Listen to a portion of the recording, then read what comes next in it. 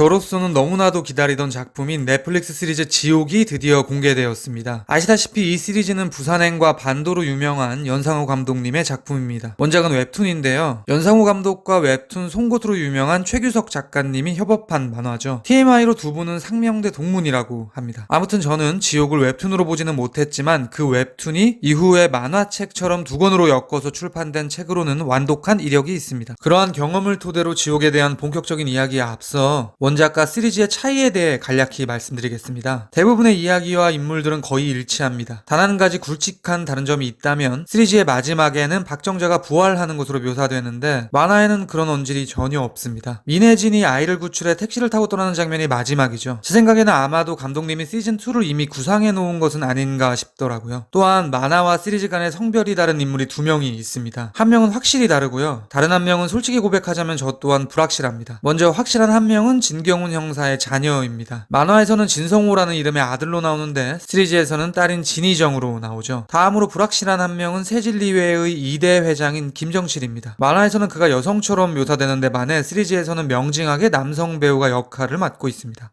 제가 불확실하다고 생각한 이유는 언급드렸던 만화에서는 외향적인 부분에서 여성처럼 그려졌을 뿐 제대로 된 성별이 나오지 않기 때문인데요. 아무튼 개인적인 생각으로는 만화에서는 여성인데 시리즈에서는 남성으로 표현된 것 같습니다. 물론 이러한 성별의 차이는 지옥의 중요한 포인트는 아닙니다. 사실 저에게 가장 인상 깊은 차이점은 신 혹은 괴물들의 폭력이었습니다. 만화보다는 시리즈에서 폭력이 더욱 잔혹하고 자극적으로 묘사되는 것처럼 보였거든요. 물론 이것은 단순히 만화와 실사화의 차이일 수도 있습니다. 그럼에도 불구하고 저는 이 지점이 인간 그리고 인간 세상에 대한 연상호의 염세주의 혹은 혐오와 관련이 있는 것처럼 보이는 거예요. 그에 대한 이야기를 비롯하여 이 시리즈가 말하는 인간 세계의 세 가지 악, 배영재가 PD라는 직업으로 설정된 이유, 그리고 아이의 시연에서 내리는 눈의 의미에 대한 이야기까지 지옥 끝장 리뷰 지금 시작합니다. 사람의 자율성이 만든 법 체계가 정말 정의롭다고 생각하세요?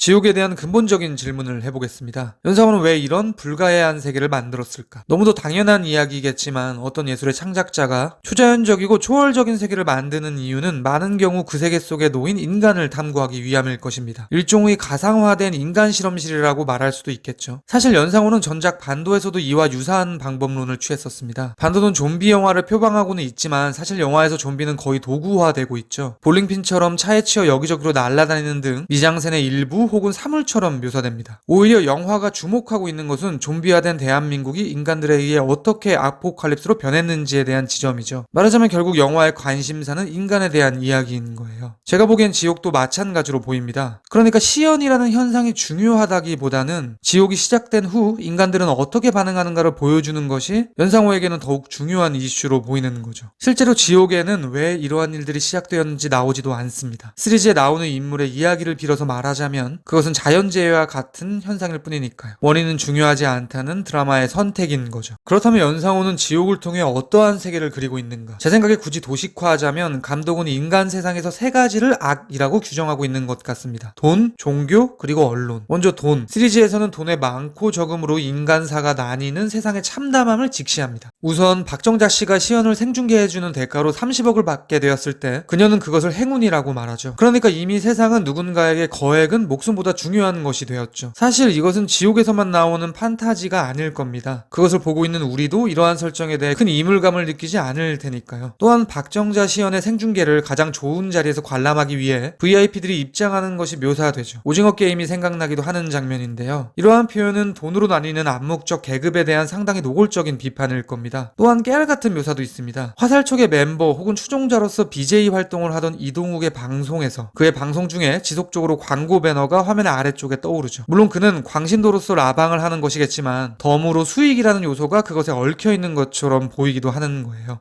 말하자면 지옥은 돈 제일주의를 만든 자본주의에 대한 비판의식이 있는 시리즈로 보이기도 합니다. 그러한 관점에서 저는 배영재 PD 부부의 아이 시연 장면이 의미심장해 보였습니다. 아이의 시연을 바로 앞에서 목격하는 것은 저소득층 주거지로 보이는 장소의 주민들이죠. 이는 새 진리회 주도로 이루어진 시연이 VIP들을 앞에서 이루어진 것과는 명징하게 대조를 이룹니다. 진실을 밝히는 시연은 사회의 하층민들에게 목격이 되고 거짓 논리로 점철된 시연은 대부분 가면을 쓴 부자들에게 보인다는 점에서 자본주의 자본주의에 대한 연상호의 의식이 드러나는 것처럼 보이기도 했습니다. 다음은 종교에 대한 비판적 시각. 제 생각에 지옥에서 새 진리회는 사이비 종교로 묘사가 되고는 있지만 사실상 카톨릭 혹은 개신교를 특정한 것처럼 보입니다. 우선 민혜진이 김정칠을 처음 만났을 때 김정칠 목사님이라고 말하죠. 또한 정진수는 자신의 보유권이 천주교의 예하의 단체였다는 약간의 TMI 같은 단서를 제공하기도 합니다. 물론 새진리회 간부들은 원죄에 대한 이야기를 하며 원죄를 인정하면 개신교와 다른 게 없다고 논쟁하는 등 기존의 기독교 혹은 카톨릭과 분리하는 묘사가 있기는 하지만 어쨌든 새진리회의 뿌리가 개신교나 카톨릭으로 보이는 거죠.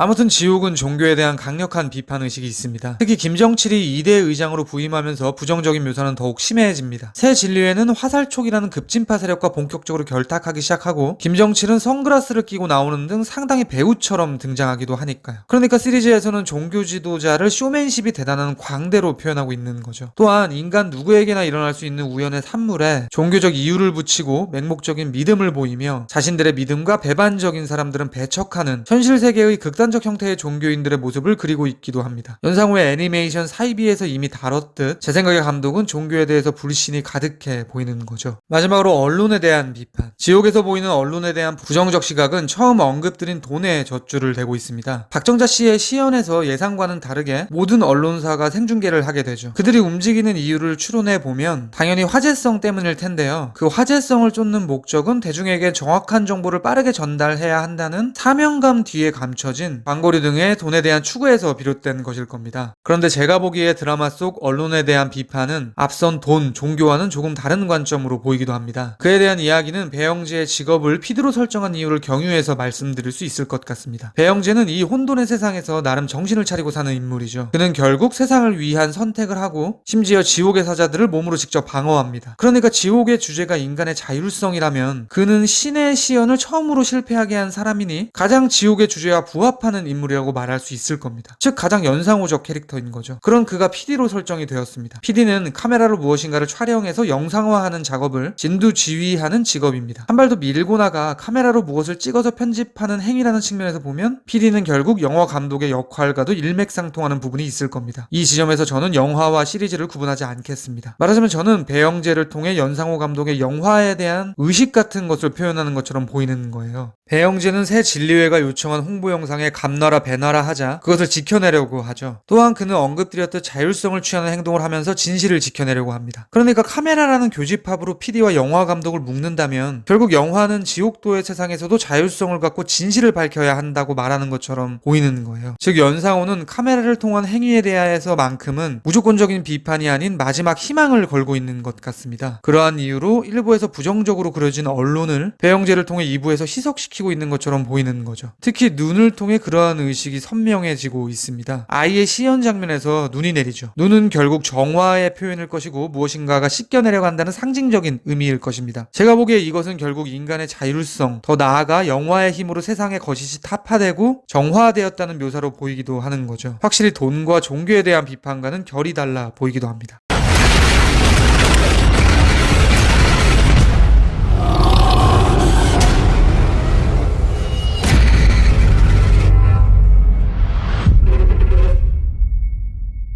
마지막으로 왜 시리즈로 오면서 지옥은 더욱 잔혹하게 묘사되는지에 대한 추론을 말씀드리겠습니다. 괴물들은 그냥 태워서 인간을 지옥으로 데리고 가도 되는데 그 전에 저항하지도 못하는 이들에게 굉장한 폭력을 가합니다. 두 가지 측면에서 그 이유를 분석해 보았습니다. 먼저 주제적인 측면. 연상호는 신에 대한 깊은 회의주의자로 보이기 때문에 자신의 세계에서 신을 선하게 묘사하지 않으려는 것 같습니다. 영상화된 지옥에서는 다소 천사처럼 그려지고 있지는 않지만 만화에서 보면 고지를 하는 것은 분명하게 천사의 형상을 하고 있습니다. 반면에 시연을 하는 괴물들은 만화나 드라마나 모두 악마의 형상을 하고 있죠. 그런데 그렇게 천사와 악마로 확실히 구분되어 표현되는 두 창조물들이 결국 동일한 목적으로 기능하고 있죠. 그런 측면에서 본다면 신에 대한 선악의 개념은 무화가 되는 것일 테지만 그것이 인간의 입장에서는 무작위로 목숨을 빼앗는 것이니 이 신은 악마에 더 가깝다고 말할 수 있을 겁니다. 두 번째 이유는 연상호 감독의 내적인 이유와 결부됩니다. 제가 보기에 연상호는 신과 마찬가지로 인간에 대해서도 굉장한 염세주의자로 보이는 거예요. 그의 지난 작품들을 보면 실사와 창작자화된 영화 2편을 제외하고는 티끌의 휴머니즘도 없는 황폐한 세계를 그리고 있습니다. 무리하게 밀고 나가면 연상호는 부조리 가득한 인간에 대해 자신의 세계 속에서 응징을 가하고 싶다는 생각까지 하고 있지 않나라는 의심이 들기도 합니다. 사실 부산행에서 상화에 의해 좀비들이 린치를 당하는 것도 그렇고 언급드렸듯 반도에서 좀비들이 학살당하는 면면도 다소 불편한 측면이 있습니다. 좀비들은 모두 인간이었다는 사실이 그것이죠. 그러니까 어떤 면에서는 영화는 병에 걸린 인간을 쉽게 쓸어버리고 있다고 볼 수도 있는 거예요. 제가 보기에 지옥에서는 좀비를 넘어 진짜 인간에게 폭력을 행사하고 있는 것 같습니다. 인간의 극악함에 대한 창작자의 일종의 복수라고 해야 할까요? 그러니까 연상호는 인간의 여러 면들 중 악함에 천착하는 예술가로 보이기도 하는 거죠. 지옥에서도 보면 진희정은 엄마를 죽인 살인범을 화로에 태우면서 악마와 같은 웃음을 짓는 것으로 묘사되기도 하니까요. 그럼에도 불구하고 저는 아직도 연상호의 세계가 궁금하고 향후 작품들이 많이 기대가 됩니다. 지옥을 보기 직전에 실사화가 과연 어색하지 않을까 우려가 되었었는데요. 기술적인 면에서 상당히 웰메이드로 잘 나왔다는 생각이 들고요. 이야기도 정말 군더더기 없이 신선한, 전반적으로 꽤 흥미롭게 본 시리즈였습니다. 이번에 부산영화제에서 앞의 3편이 공개되었을 때 반응이 좋았었다고 들었었는데요. 그 이유를 알겠더라고요. 지금까지 지옥에 대한 헐거운 리뷰였습니다. 들어주셔서 감사합니다.